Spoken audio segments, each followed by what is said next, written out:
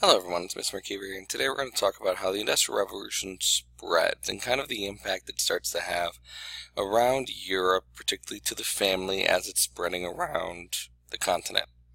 Alright, so before we have this conversation, you kind of need to set yourself up for, what Europe was up to this point.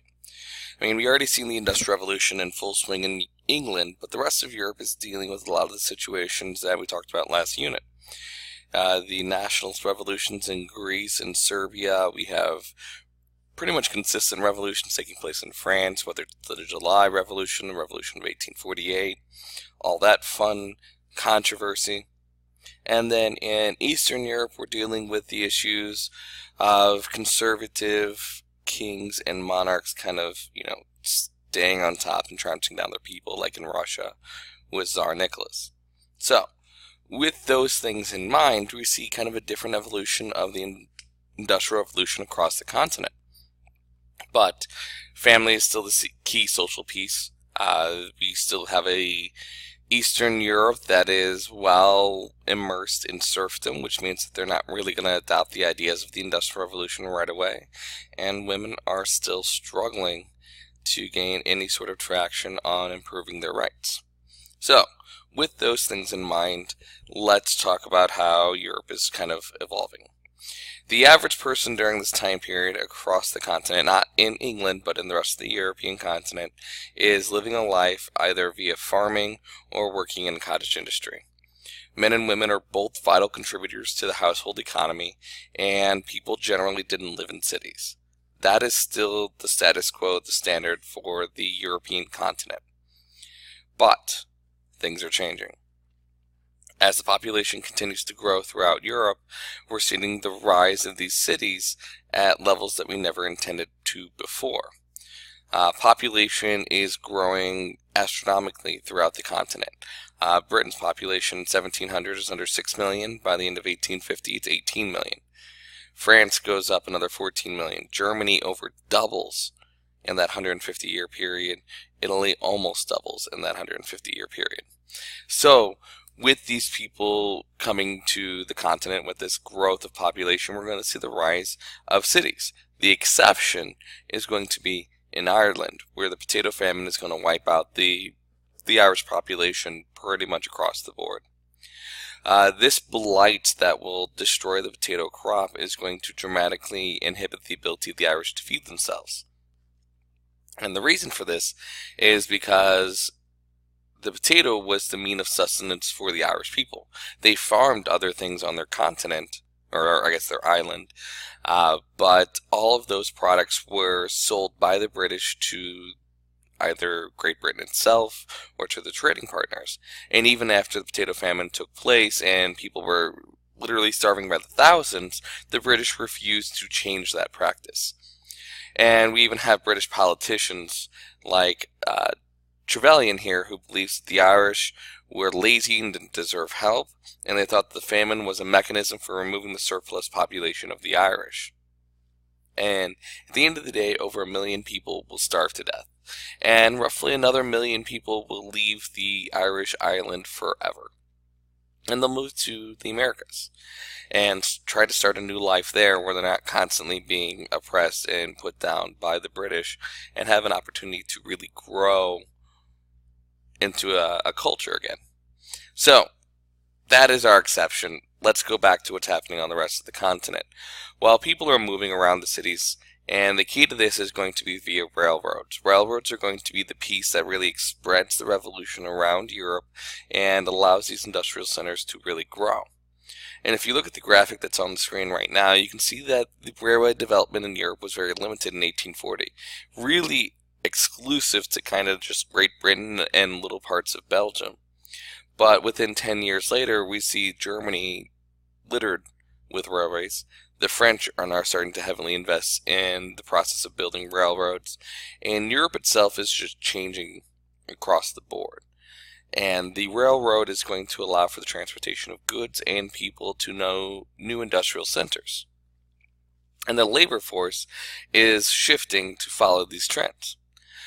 We are now shifting from an agrarian labor force where people worked for their own sustenance where they farmed to produce the food that they ate, and lived in that kind of mindset throughout their entire existence, to the wage labor force kind of described by Marx.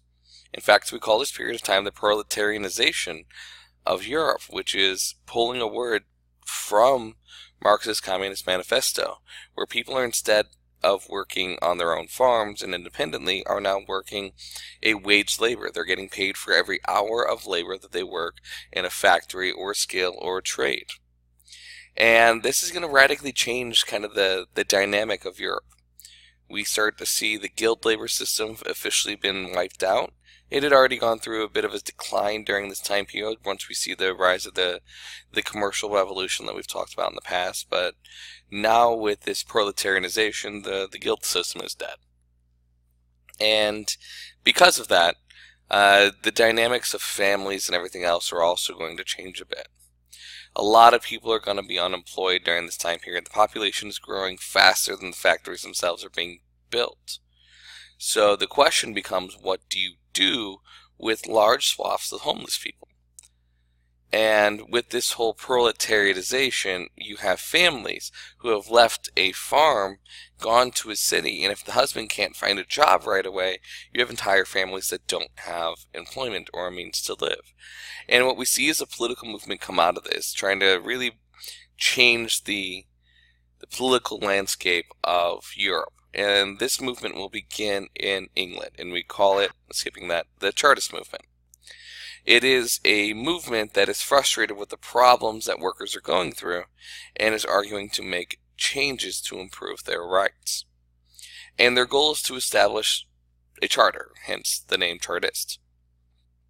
And in this new charter, this new constitution, they wanted to make 6 significant changes to the English governmental system, and they hoped that this would eventually reflect the other European countries as well. The 6 goals are a secret ballot, annual elections, universal male suffrage, Parliament gets paid for doing their job, relaxed land requirements for Parliament, and an equal electoral district. And we're going to take a brief moment and walk through each of these. A secret ballot was designed to deal with corruption when it comes to elections, trying to force people to vote a certain way, and really allows people to really voice their actual opinion and vote for the items and the people that they really wanted. Annual elections were to provide accountability to lawmakers. You had to be responsive to the wills of the people, otherwise you won't be elected that next year. Universal male suffrage will attempt to eliminate the kind of stranglehold on democracy that the aristocracy had, that the landowning elites had. Parliament getting paid is trying to open up participation in Parliament to people in the middle class, people who were educated but couldn't afford to just not work because they didn't have those savings that you kind of needed when Parliament doesn't get paid. And then also, relaxed land requirements is trying to adjust for the changing demographics in England. When you had people moving to cities, the odds of them owning the land that they live on are much, much lower. Odds are you had landlords who would control entire buildings, and people would rent out of those buildings. While in this new urban world, having people be required to own land to be able to work in Parliament really kind of cuts down the amount of people available to actually run for office. And then lastly, they wanted equal electoral districts. This again is also trying to deal with the changing population demographics. Up to this point, it was based on a chunk of land, a size of land. And with people moving to these urban centers, you would have places like Manchester, which would have one voice in Parliament, one representative for 500,000 people, where one representative would represent maybe 2,000 people in a different part of England. And this doesn't work. So the idea of developing electoral districts based on population as opposed to based on geography. So, is this successful? Actually, yeah, it really kind of was. Save for the annual elections, which would have been just incredibly inconvenient, the other 5 choices or other 5 initiatives that the Chartists wanted will eventually become British law within the next 50 years. And those become the benchmark that most other European countries will follow. They start to adopt these ideas of secret ballots, the ideas of paying representatives, of developing districts based on population. And this is significant movement in the right direction when it comes to better improving the lives of the working class. Well, let's go back home. Back home, we're seeing family life also shift during this time period. Contrary to popular belief, the rise of factories does not destroy the family unit. In fact, it's the desire to want to be with their family that's actually going to improve working conditions for people in the factories. People didn't want to work 14 hours because they wanted to be able to go back to their kids and to their wife and be able to live a life that way. So this is actually a pretty significant move to create a closer family unit. But it doesn't mean that the family unit stays the same. In fact, the dynamics within the family change quite a bit. It is during this time period that the dad becomes the breadwinner of the family. When the Industrial Revolution really takes off and people are increasing their wages, he becomes the sole provider of income for the household. Mom doesn't have to work. Dad makes enough money for everyone now. Now, this also really only applies when you have 2 or 3 or 4 children. When you have 6, 7, 8, 9 children, then of course mom and dad are both going to be working in the factories. So the dynamic for dad has changed. He's now the breadwinner. And if he's the breadwinner, that means mom doesn't have to work. So mom becomes the homemaker.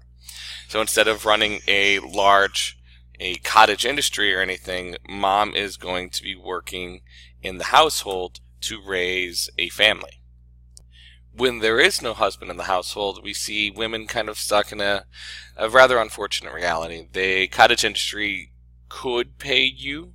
You could make money that way, but it was generally not a viable option for most people because it doesn't pay enough. Or you could work in a female-owned factory if those existed where you were, and in some places like Liverpool, Manchester, some areas of London, then also in the United States, that was an option. Otherwise, your only 2 options were to become a maid to someone of wealthier background in the cities, or to become a prostitute, which hasn't really changed much as an option. It's pretty much been one of the few options for single women in Europe from about the 1600s up until this point in time. So mom's situation is not exactly great. It's kind of taken a step back. In fact, we see women's rights take a significant step back during the Industrial Revolution until we get to the late stages of it when we see the rise of the feminist movement. For little Timmy and little Jenny, well, their life starts to change as well, too. Eventually, after the early stages of the Industrial Revolution shows how horrible child labor is, we start to see families not willing to send their kids to the factories. Particularly when dad starts making enough money because wages will increase to support the entire family, kids won't work. Or if they do work in a factory, they work shorter hours and they actually go to school for a couple hours a day. The Factory Act of 1833 is going to limit the child work day to 9 hours at a maximum, but the factory was also forced to pay for at least 2 hours of school for each day per child. So this is going to be a pretty significant change, and it's going to be pushing children out of the workplace and into a classroom, a trend that is going to continue all the way through today. So what does this mean for the entire family? Well, the entire family dynamic changes a bit during the Industrial Revolution, but it does survive. Eventually, we actually see the family unit growing closer. And it will continue to grow closer really until the 1950s and 60s. That is a pretty tight unit in European affairs up until the post-World War II world. Parents wanted to be home with their kids, so they wanted to work less hours. They wanted to take the opportunity to play catch with their son, or I'm not entirely sure exactly how the father-daughter dynamic really works, but mom-daughter dynamic was that you played games with toys together.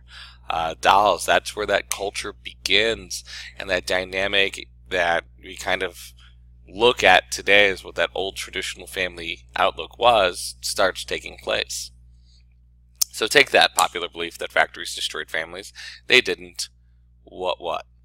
Alright, one more thing that we want to talk about today, and that is actually going to be how this changing dynamic influences crime. It is during this time period that we see the rise of the first police forces. When you gave rise to these huge populations of people in small areas, crime inevitably grew. And we see civilian forces created to deal with crime in urban areas. peoples like the Scotland Yard in England and various other forces throughout the European continent. And these police forces' job was to maintain order as much as possible. Now, we didn't see the ability to carry out very lengthy investigations like we do today because DNA wasn't understood. We couldn't use that to, find a guilty person. We didn't have gun registration laws. It was a little bit harder to carry out an investigation as to who committed a crime. But you could use a police officer to maybe intervene when a crime is taking place or to help someone in times of need.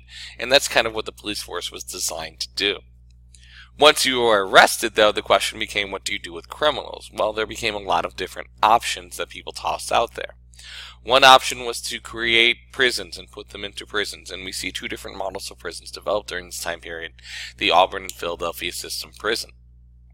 These prisons were designed with different mentalities.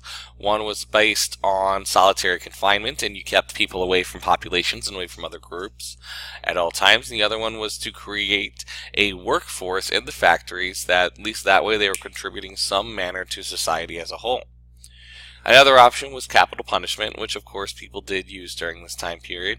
And then lastly, a third option, which the British will definitely jump in on, is the idea of transporting them around the world. And the British will develop penal colonies on the other side of the globe to deposit their prisoners in, particularly those of non-violent crimes, particularly places like Australia. They were never going to get back to Britain from Australia because it's about as far away as possible in the world, and then that way it's not really a problem for them. And they don't have to deal with the costs of incarceration or with any sort of moral implication that comes with capital punishment. So these are all kind of the situations that's taking place in Europe during this time period. Family dynamics are changing. We're introducing police forces to the European scene. Cities are growing, and it's really all evolving into the society that we are aware of today in Europe. Thanks and have a great day.